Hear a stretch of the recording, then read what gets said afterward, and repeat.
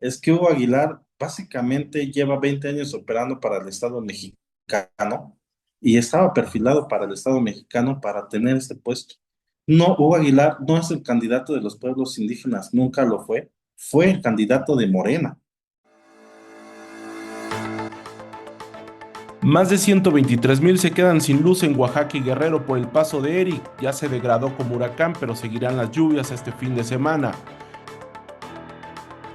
Sheinbaum niega que los acordeones dictaran a todos los ganadores de las elecciones judiciales. Y hablamos con el activista Joaquín Galván sobre la operación que hubo para que Hugo Aguilar se convierta en el próximo presidente de la Suprema Corte de Justicia. Buenas noches, México. Comenzamos.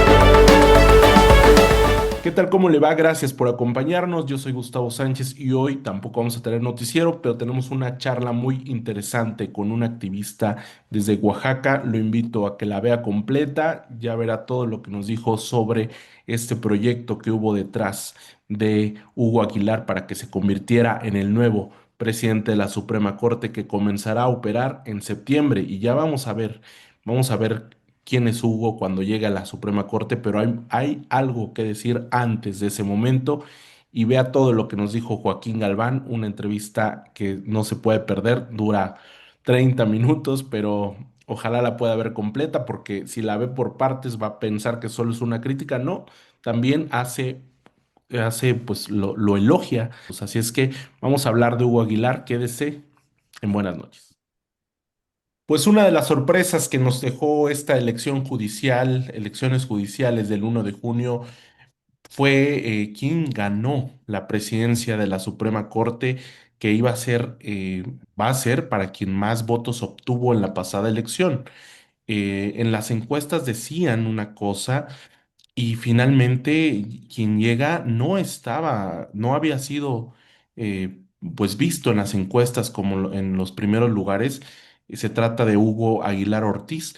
Lo primero que yo pensé en ese momento fue que pues era una buena noticia que un indígena llegara a la Suprema Corte y entonces en X me encontré con tweets de Joaquín Galván, un activista que yo sigo desde hace mucho tiempo, defensor de derechos humanos y empezó a hablar de quién es Hugo Aguilar Ortiz. En lo personal yo no lo conocía, pero Joaquín Galván sí.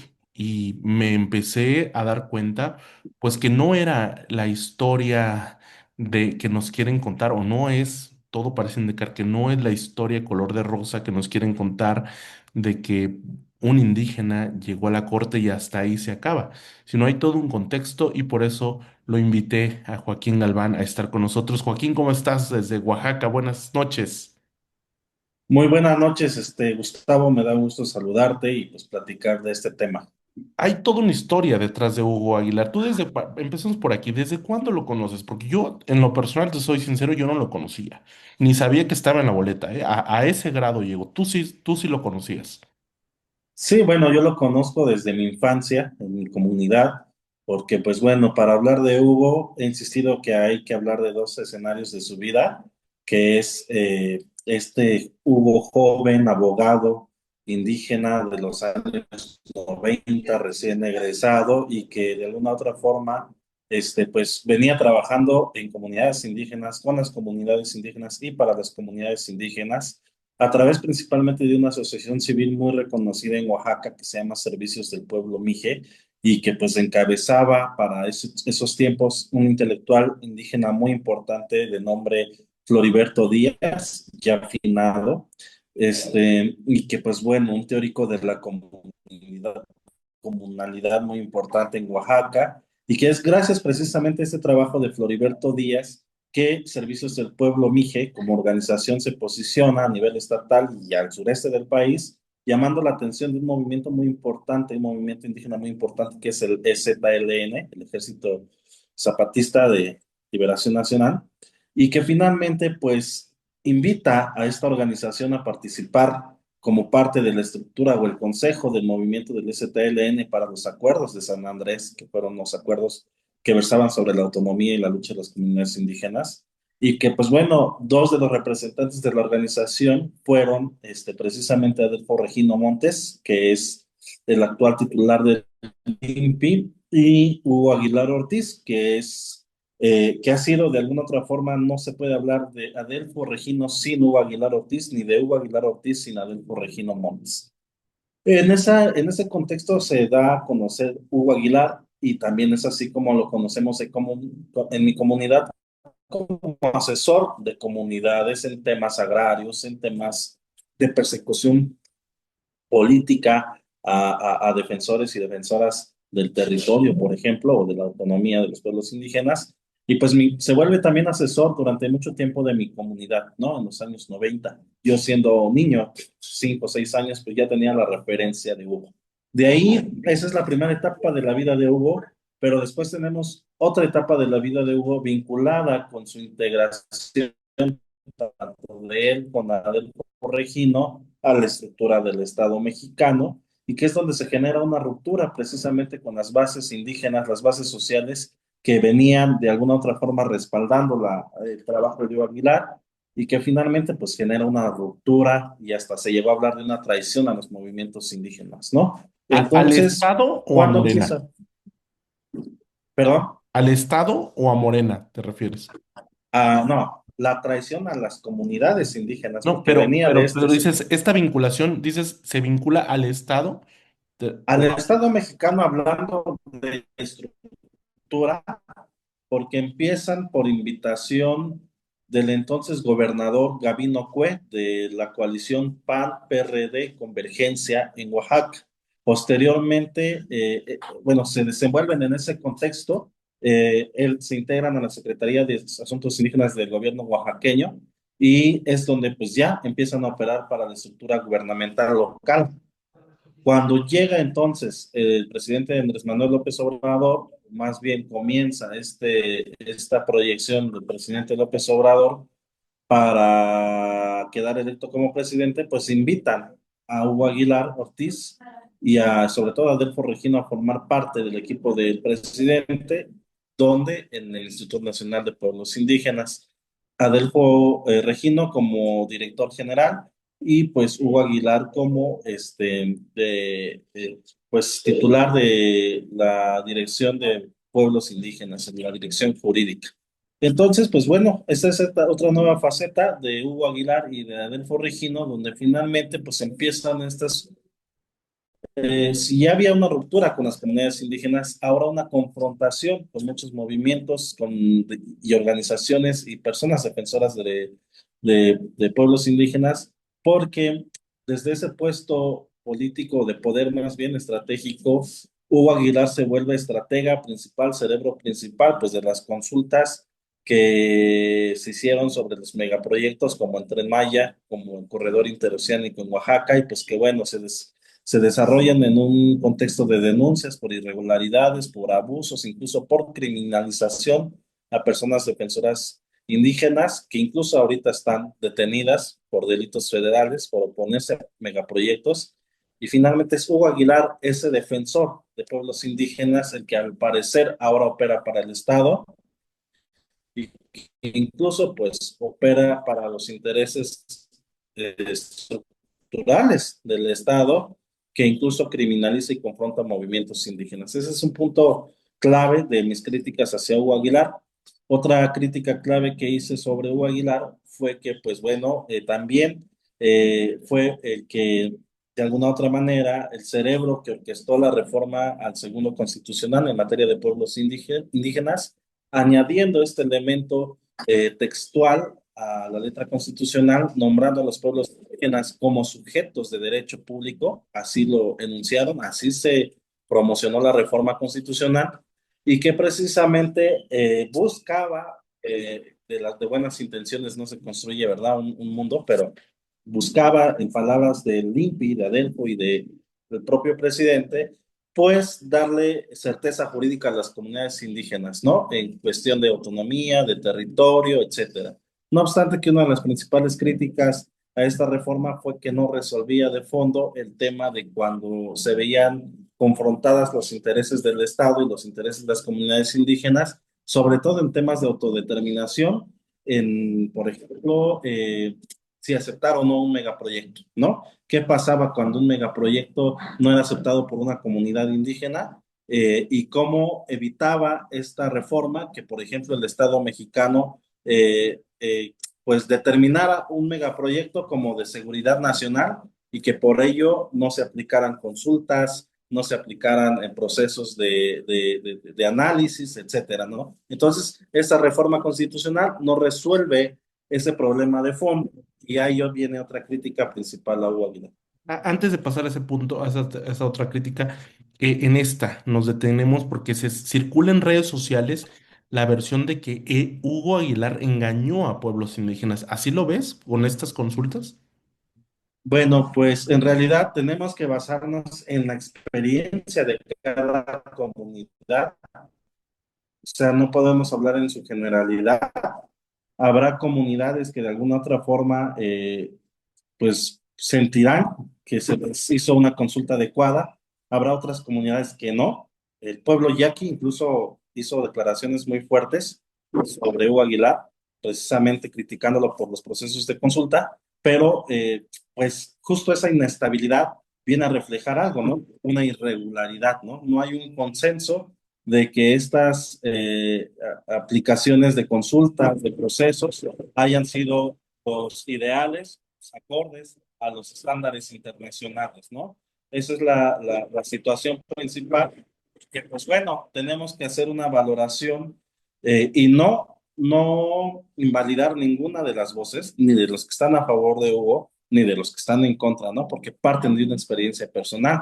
Yo por lo que vi y por lo que vi aquí en mis comunidades indígenas, vecinas, es que pues los procesos fueron totalmente incompletos.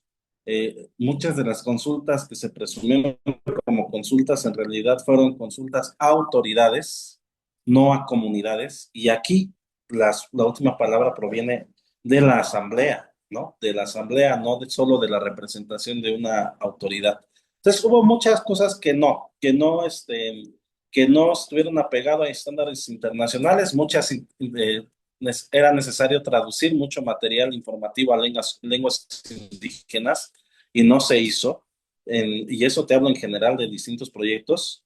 Y pues bueno, de ahí pues las denuncias de irregularidades y pues de aseverar, de muchos aseverar que Hugo se volvió el legitimador de los proyectos del gobierno federal y respetando la autonomía de las comunidades, ¿no? Una crítica que en parte yo comparto y que en parte guardo mis reservas, pues porque no puedo hablar por todas las comunidades. Y ya pasando pues a mi última crítica y creo que fue la que más fuerte fue, es relacionada con su papel dentro del Instituto Nacional de Pueblos Indígenas, donde pues él tenía el segundo puesto, no solo jurídico, político, de poder más importante, porque el primero es el de Adelfo Regino Montes, él teniendo el segundo poder más importante dentro del INPI, pues denuncié la actuación no solo ineficiente, sino abiertamente, incluso dolosa respecto a las denuncias que efectuó en un primer momento mi compañera Sandra Domínguez, sí, sobre pues el chat de funcionarios de acoso virtual y sexual y de cosificación contra mujeres indígenas. En este chat, pues se sabe que habían funcionarios y operadores políticos de dos figuras oaxaqueñas indígenas referentes, que son, en primera, eh, pues Adelfo Regino Montes, y en segunda, Donato Vargas, que finalmente opera tras la figura de Salomón Jara, en ese entonces senador, y pues que tenía dentro de un grupo virtual, y vamos a decirlo, dentro de un grupo realista también físico, de funcionarios y operadores políticos que cosificaban a mujeres indígenas, que compartían contenido sexual sin autorización de mujeres y que incluso se burlaban de muchas mujeres indígenas dentro de este contexto de chat. Perdóname, ¿cómo comprometería a Hugo este chat? Porque hablas de personas cercanas a él. a eso te refieres, pero a final de cuentas no es él. Sí, bueno, en primera, tenemos una responsabilidad jurídica política del segundo al mando del INPI. Dos, tenemos dentro de este chat de WhatsApp funcionarios del INPI, entre ellos Rolando Vázquez Pérez, en ese entonces jefe de plazas del INPI, que se encargaba más bien de los fondos, de los recursos financieros, ¿no? Del INPI. Y tenemos este vínculo, esta relación inmediata entre Adelfo Regino Montes, Hugo Aguilar Ortiz y la responsabilidad institucional que tenían sobre la actuación que iban a tener con los funcionarios involucrados con el chat. Es decir, la responsabilidad institucional, que lo apropiado es, tengo funcionarios involucrados en un tema delicado, como es un chat virtual de acoso y compartir contenido íntimo de mujeres indígenas. Pues lo que hago es iniciar procesos de investigación propios, deslindar responsabilidades, destituir en su caso a funcionarios y funcionarias involucradas. Esto no pasó. Cuando se dio a conocer esta denuncia, eso no sucedió. Incluso el INPI guardó silencio aproximadamente más de una semana después de esta denuncia y a través de esta denuncia el equipo jurídico del INPI, que también forma parte del equipo jurídico que particularmente tenía Hugo Aguilar como abogado, que justamente uno de sus socios es el abogado Cristian Mahatma, fue el que llamó a Sandra Domínguez en su momento, bajo la total discrecionalidad, para participar en una presunta mesa de trabajo para atender la denuncia, ya con la presión social encima, de organizaciones feministas, de medios de comunicación, etcétera. Los mandan a llamar a mi compañera Sandra y entonces es cuando inicia este acercamiento de sacar un cheque, y eso me lo contó de primera mano mi compañera Sandra, de parte de Cristian Mahatma, que es un subordinado de estas dos figuras, y que finalmente le presenta un cheque para decir, aquí está con la cantidad y nosotros por ello te estamos básicamente reparando de alguna otra forma la situación y pues aquí quedamos, ¿no? Esto es lo que sucedió. ¿Quién Eh, sacó el cheque? Perdóname. el abogado Cristian Mahatma, así se llama, que también es socio abogado en lo particular de Hugo Aguilar, en su despacho particular, que también conozco de primera mano. Entonces, se da en este contexto. No solo pasó eso, también Adelfo Regino, al ser cuestionado por esta denuncia, minimizó, hay registros documentales de prensa donde minimiza y dice que esos chats eran normales, eran como las que cualquiera persona pudiera tener en sus teléfonos. Entonces, se da en un contexto donde si analizamos a la luz de la violencia institucional, hay una responsabilidad tanto de Hugo Aguilar como de Adelfo Regino por esta situación muy mal manejada y que no fue sino hasta que se vieron presionados y exhibidos que ya hicieron esto, ¿no? De sacar un comunicado, de iniciar procesos de investigación, de incluso abrir una carpeta de investigación por trata de personas contra sus funcionarios implicados, etcétera. Pero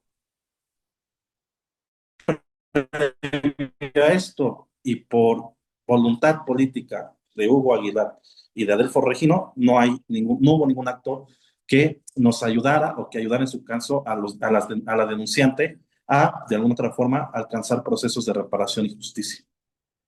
Ok, entiendo. Bueno, cerrando ese tema del chat, que sin duda es otra cuestión delicada, eh, ¿cómo, cómo entender esta parte? No sé si oíste de la presidenta Sheinbaum, vamos a escucharla. Tú no la vas a escuchar, pero la gente sí. Hoy en la mañana le preguntaron que, pues, qué onda con los acordeones, porque a final de cuentas dictaron el 90% de muchos de los ganadores, ¿no? Entonces, vamos a escucharla y regresamos. Pero usted sabe a quién se le ocurrió hacer los acordeones. Pues es que cada quien llevaba su lista de por quién Cada votar. persona. Pero había, Pues sí, de hecho hay porque eran 38 cargos, ¿no? pero hay Entonces era muy 37. difícil aprenderte el número para poder poner el numerito. ¿Usted a qué atribuye 9 boletas en el caso de ¿A qué atribuye, la Ciudad Presidenta, de que el 90%, si no es que, según los datos que dieron el domingo los consejeros, que el 90% de los candidatos que figuraron en los acordeones fueron los que ganaron? No, pero a ver, es que fíjate, porque te voy a poner un ejemplo. A ver, pon el resultado de la votación. Mira, por ejemplo, en nombres.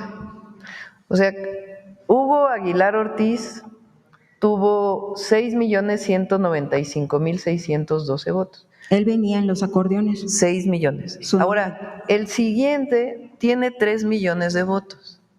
El siguiente, ¿cómo se llama? Giovanni Azael Figueroa Mejía. Tuvo 3.6. Si todo el mundo hubiera votado por los mismos, pues hubieran tenido todos los mismos votos.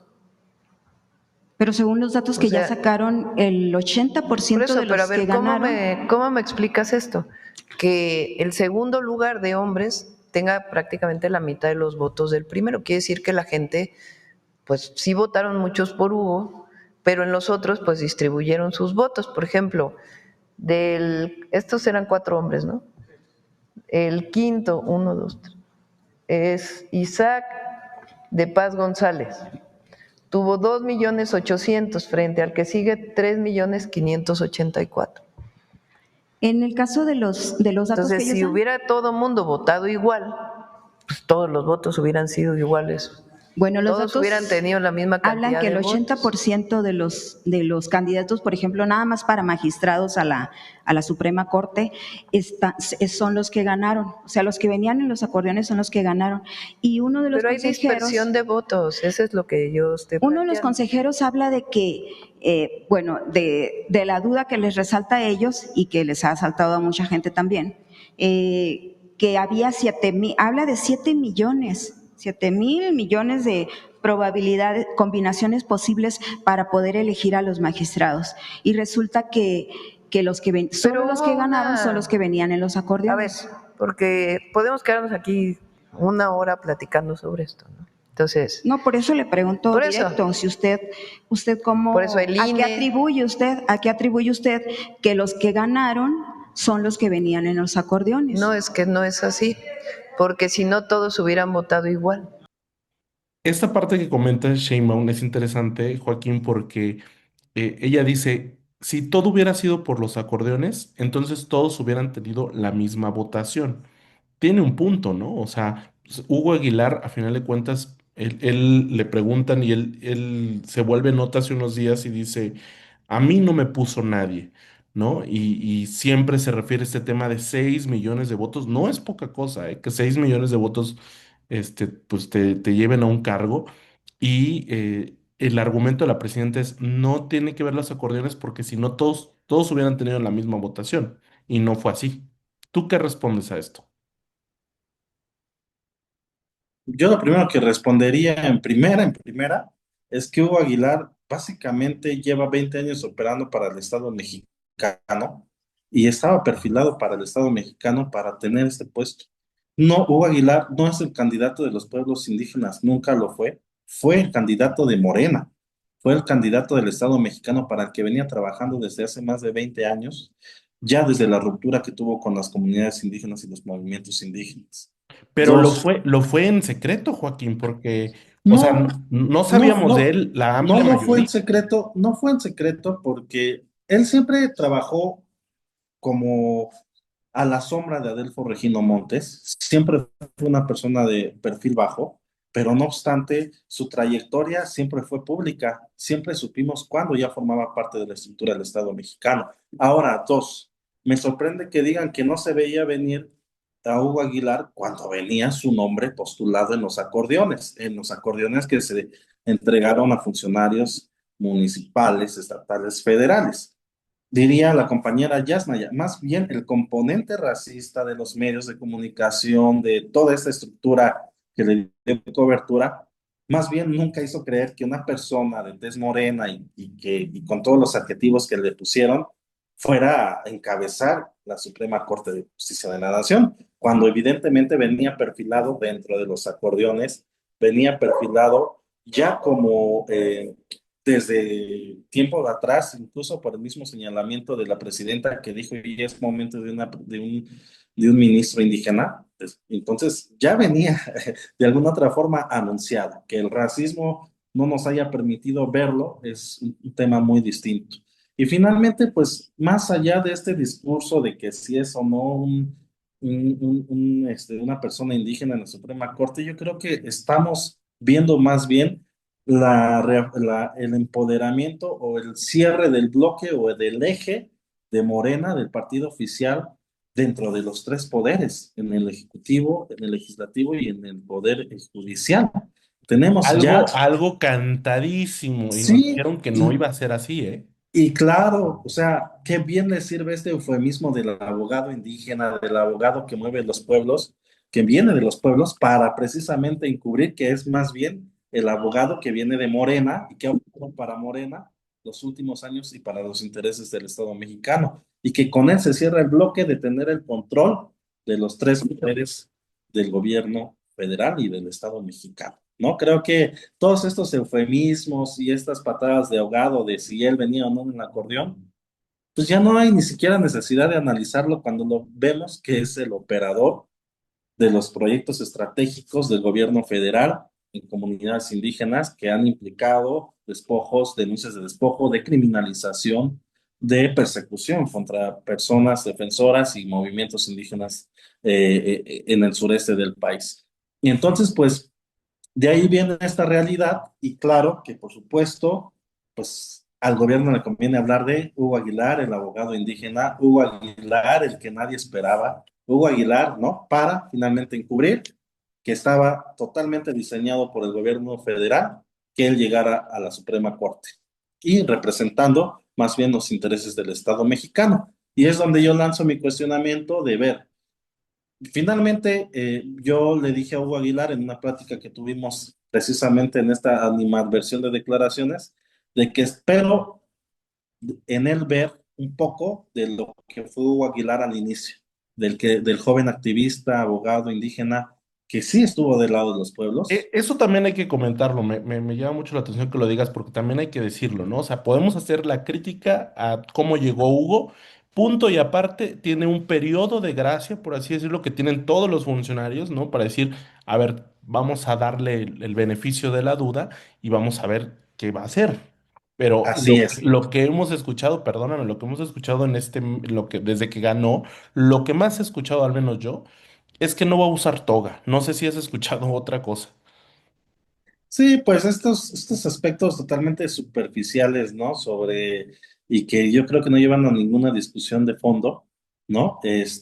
Dicen que va a ser el nuevo Benito Juárez. Yo espero que ojalá no lo sea, porque Benito Juárez fue terrible para las comunidades indígenas. Entonces, yo pensaría que hay que salir de esa discusión banal, muy derechosa, por cierto. Qué fuerte, Este, Joaquín, lo que dices. Dinos por qué fue muy malo para las comunidades indígenas. Porque hay mucha gente que tiene bueno, en otra idea primera, de Benito Benito Juárez. Juárez nunca regresó a Guelatao. Nunca regresó a su comunidad, nunca retomó alguna actividad comunitaria o promovió alguna,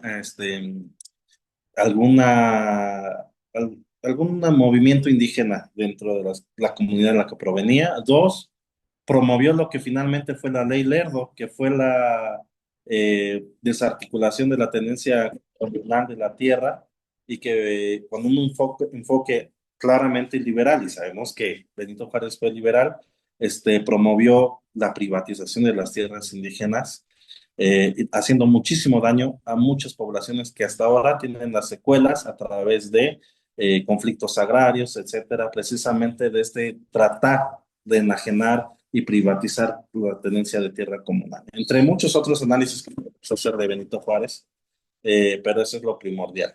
Y pues finalmente te digo, yo finalmente, todos me decían, ¿quieres que se destituya a Hugo? No, y no está en mis manos que se haga, finalmente es el candidato del Estado No, y mexicano. ya a estas alturas, bueno, Y a estamos estas ahorita alturas, en pues, nivel de que va a haber impugnación y todo, pero sí, mira, seamos realistas, ya no va a pasar. no se va a echar No, no para se atrás va. lo que ya ocurrió. Podemos criticar todo lo que pasó. Sí, Ya no va a haber una vuelta para atrás. no, ya no, incluso cuando recibí ya muchas llamadas de presión precisamente por estas declaraciones, les digo, aunque yo quisiera, De quién? Dinos quién te llamó. de círculos, autoridades municipales, autoridades comunitarias, O sea, autoridades, presidentes sí, municipales. sí, sí, este equipo político de Adelfo Regino tiene esta tendencia, que cuando algo no les gusta de una declaración tuya, llaman a todo tu círculo cercano que le debe favores a ellos para presionarte y decirte, desdícete de esto, ¿no? Entonces, ya conocemos por estas zonas los modus operandis de Adelfo Regino y equipo, y pues bueno, no me sorprendió nada el acoso que se vivió en ese momento, pero al final, pues ni lograron que yo me desdijera, ni le sirvió a nada a Hugo todo lo que movieron para tratar de limpiar su imagen, porque más bien lo afectaron. Entonces, pues yo lo que le dije a Hugo, Hugo, yo ya dije lo que dije, lo voy a seguir sosteniendo, tú ya estás ahí, no lo voy a poder cambiar, ni buscaba cambiarlo, pero sí buscaba que se desromantizara toda esta narrativa de si hubo el indígena o no, para verlo desde una perspectiva crítica y vigilante, sobre todo, ¿no? Vigilarlo a partir de este momento y pues apelar, porque lo interesante va a ser cuando él tenga sentencias en sus manos que tenga que resolver, pues, cuando sobre todo hay intereses confrontados entre el Estado mexicano y los pueblos Es ahí indígenas. donde vamos a ver quiénes Es ahí son. donde vamos a ver si realmente llegó el abogado indígena o llegó el abogado del Estado mexicano. Oye, y en estas competencias que hacen en redes sociales, luego que como si esto fuera Sabritas contra Barcel, ¿no?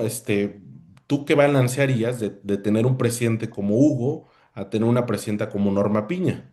Una con carrera judicial, el otro un abogado. Híjole, bueno, finalmente es una situación que me parece complicada. Hugo como abogado me parece brillante. De hecho, conociendo su trabajo, yo incluso sentado en su escritorio viendo su fundamentación y cómo argumenta, es una persona brillantísima, intelectualmente muy potente. No, ningún perfil de político tiene, más bien de jurista, y me parece brillante. Versus Norma Piña, creo que Norma Piña viene desde un sector de alguna otra forma jurista, pero no con conciencia de pluralismo jurídico, por ejemplo, como sí lo tiene Hugo. Como sea, Hugo tiene una noción muy amplia en tema de pluralismo jurídico, de derecho indígena, de derecho social, sobre todo, con el que se formó. Y no es simplemente no es la formación de Norma Piña ni de ninguno de los ministros que tenemos ahí.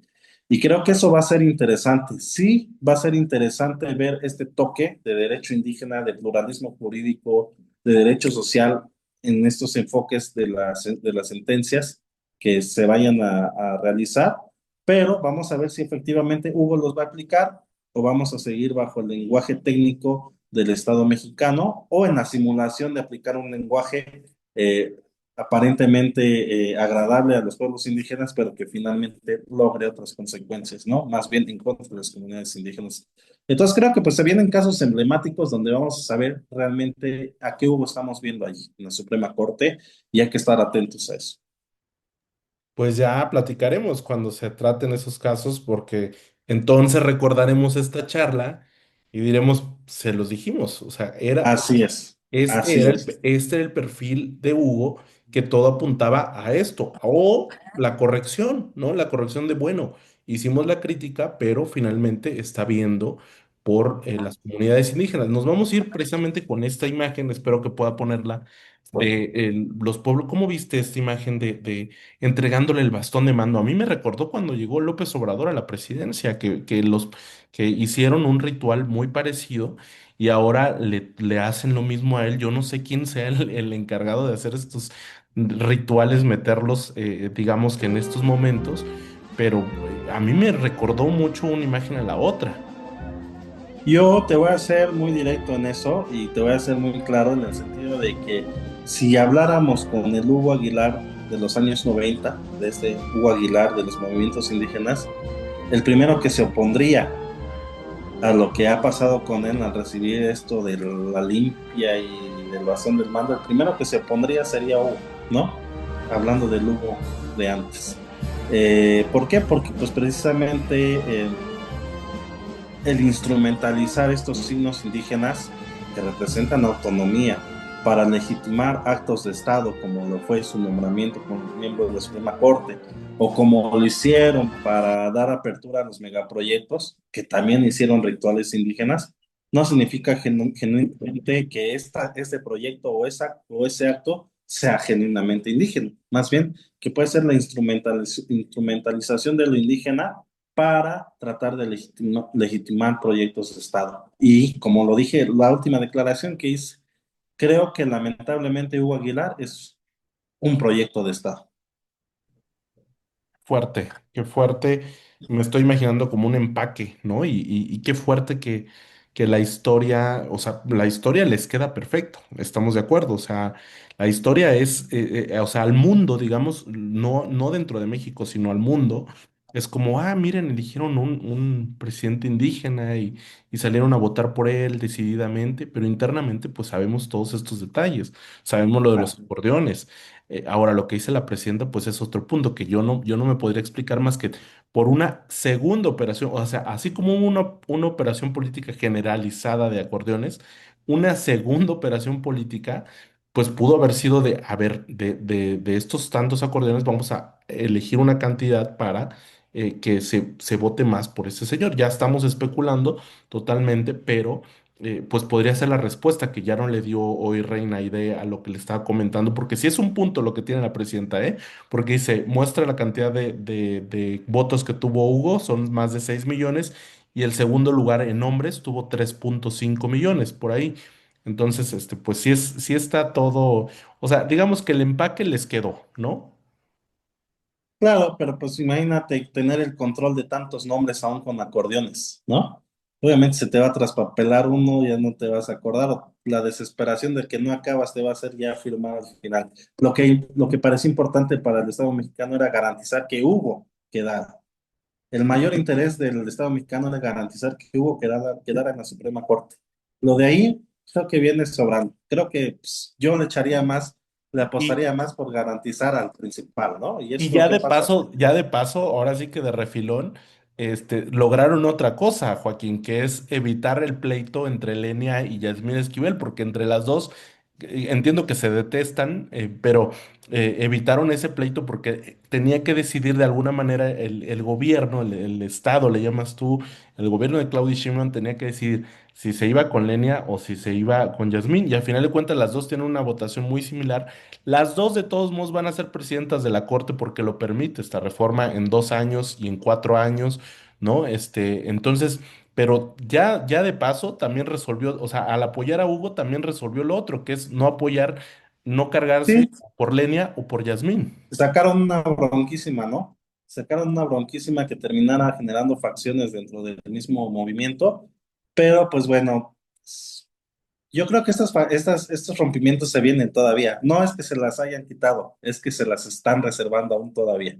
Entonces va a llegar el momento y pues yo lo único que apuesto es a que Hugo es brillante como abogado, no sé si como juez o como parte de esta estructura judicial sea exactamente lo mismo, pero como litigante fue brillante y pues vamos a ver qué pasa. Creo que lo único que puedo hacer es lanzar la moneda y ver qué pasa.